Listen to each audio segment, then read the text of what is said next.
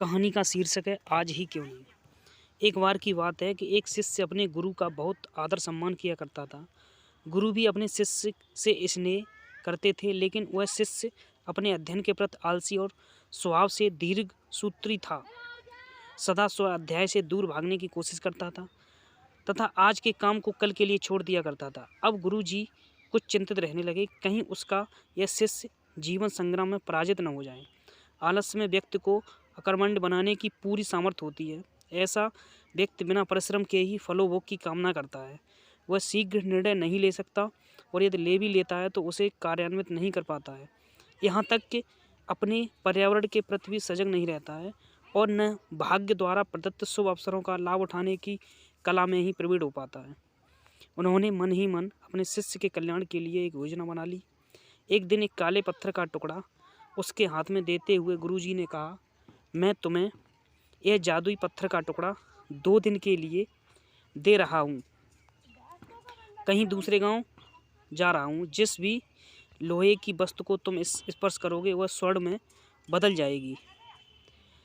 पर याद रहे कि दूसरे दिन यह पत्थर तुम्हें वापस करना होगा। शिष्य इस अवसर को पाकर बड़ा प्रसन्न हुआ, लेकिन आलसी होने के कारण उसने अपना पहला दिन यह कल्पना करते करते बिता दिया कि जब उसके पास बहुत सारा स्वर्ण होगा तब वह कितना प्रसन्न, सुखी, समृद्ध और संतुष्ट रहेगा।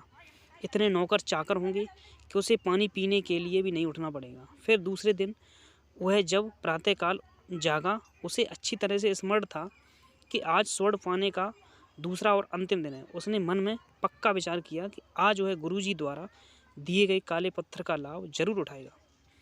उसने निश्चय किया कि वो बाजार से लोहे के बड़े बड़े सामान खरीद कर लाएगा और वह स्वर्ण में परिवर्तन कर देगा। दिन बीतता गया, पर वह इसी सोच में बैठा रहा कि अभी तो बहुत समय है, कभी भी बाजार जाकर सामान ले आएंगे। उसने सोचाई कि अब तो दोपहर का भोजन करने के पश्चात ही सामान लेने निकलूँगा। पर भोजन करने के बाद उसे विश्राम करने की आदत थी और उसने बजाय उठ के मेहनत करने के थोड़ी देर आराम करना उचित समझा।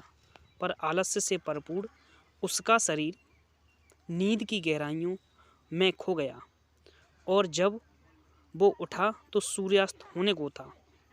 अब वह जल्दी जल्दी बाजार की तरफ भागने लगा, पर रास्ते में ही गुरुजी मिल गए। उनको देखते ही वह उनके चरणों पर गिरकर उस जादुई पत्थर को एक दिन और अपने पास रखने के लिए याचना करने लगा। लेकिन गुरुजी नहीं माने और उस शिष्य का धनी होने का सपना चूर चूर हो गया। पर इस घटना की वजह से शिष्य को एक बहुत बड़ी सीख मिल गई। उसे अपने आलस्य पर पछतावा होने लगा। वह समझ गया कि आलस्य उसके जीवन में एक अभिशाप है और उसने प्रण किया कि अब वो कभी भी काम से जी नहीं चुराएगा और एक कर्मठ, सजग और सक्रिय व्यक्ति बनकर दिखाएगा। वीडियो अच्छा लगा हो तो चैनल को सब्सक्राइब करें।